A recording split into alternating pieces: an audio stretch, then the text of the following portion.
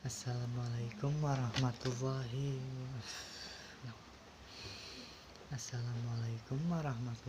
wabarakatuh.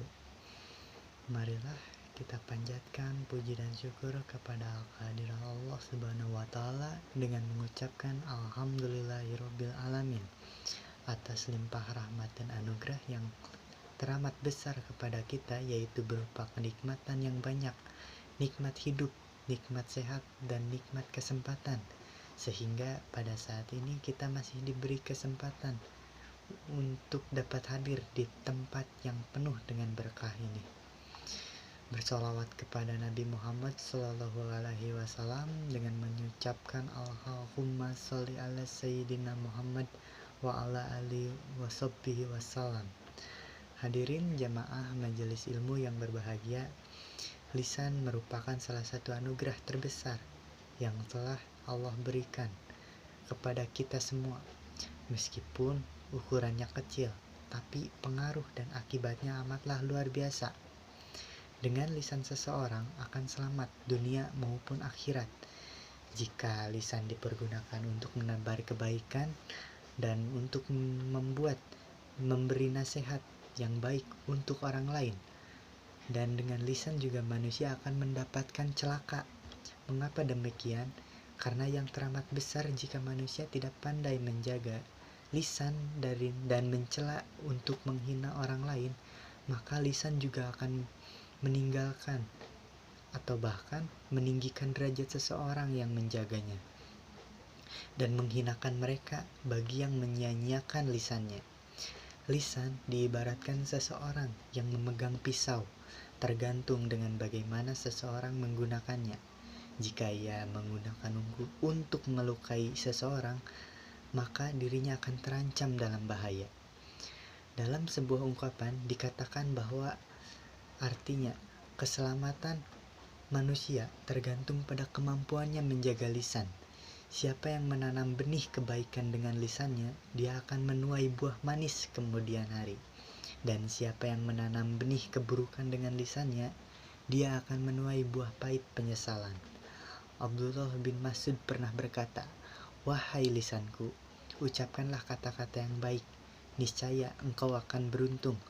Atau diamlah, jangan umbar kalimat keburukan, engkau akan selamat. Akan tetapi waspadalah sebelum menyesal." Hadirin jamaah majelis ilmu yang berbahagia, lisan senantiasa mengembar ke tempat yang tak bertujuan. Dalam artian lisan memang senang mengumbar-ngumbar ke tempat yang tak bertujuan, dalam artian lahannya begitu luas, tiada terbatas dan bertepian. Ia memiliki peran yang besar dalam lahan kebaikan, dan ia juga di dalam keburukan. Maka barang siapa yang mengumbar lisan dengan bebas dan tidak mau mengendalikannya, maka setan akan menggiringnya ke dalam lembah yang penuh dengan dosa. Lalu bagaimana menyeretnya ke jurang kehancuran? Maksud saya, lalu menyeretnya ke jurang kehancuran dan selanjutnya jatuh ke dalam jurang kebinasaan. Tidak seorang pun yang dapat selamat dari tergelincirnya lisan kecuali orang-orang yang memiliki kemauan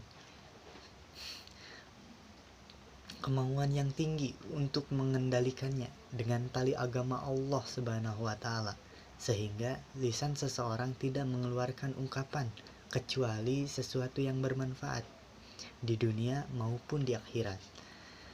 Ketika Aisyah berkata kepada Nabi Muhammad Sallallahu Alaihi Wasallam, "Cukuplah bagi Anda bahwa Syafi'ah itu orangnya begini, maksudnya tubuhnya pendek."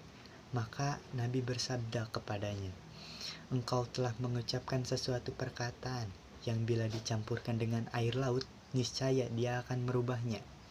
Hadis ini diriwayatkan oleh Abu Daud. Menjaga lisan adalah salah satu perintah Allah Subhanahu wa Ta'ala.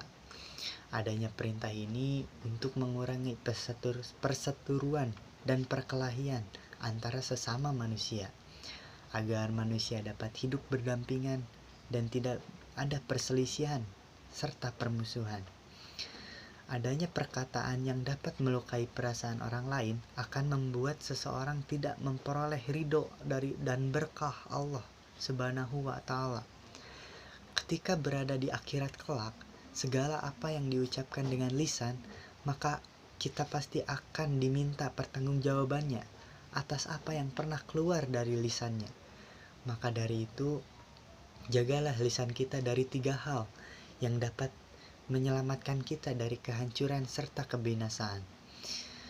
Jika seseorang senantiasa berlaku jujur dan berusaha untuk jujur, maka dia akan dicatat di sisi Allah sebagai orang yang jujur. Hati-hatilah kalian dalam berbuat dusta, karena sesungguhnya dusta akan mengantarkan kita kepada kejahatan, dan kejahatan akan mengantarkan kita pada neraka. Jika seseorang suka berdusta dan berupaya untuk berdusta, maka ia akan dicatat oleh Allah sebagai pendusta. Hadirin kaum muslimin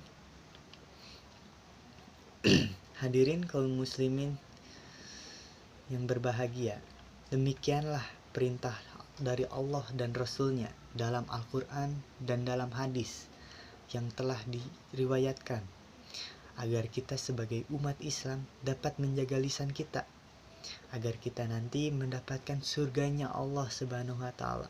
Amin, amin ya rabbal alamin.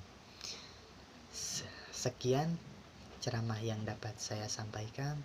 Mohon maaf apabila ada kesalahan, karena kesalahan itu mutlak dari diri hamba yang menyampaikan. Mohon maaf. Akhirul kalam, wassalamualaikum warahmatullahi wabarakatuh.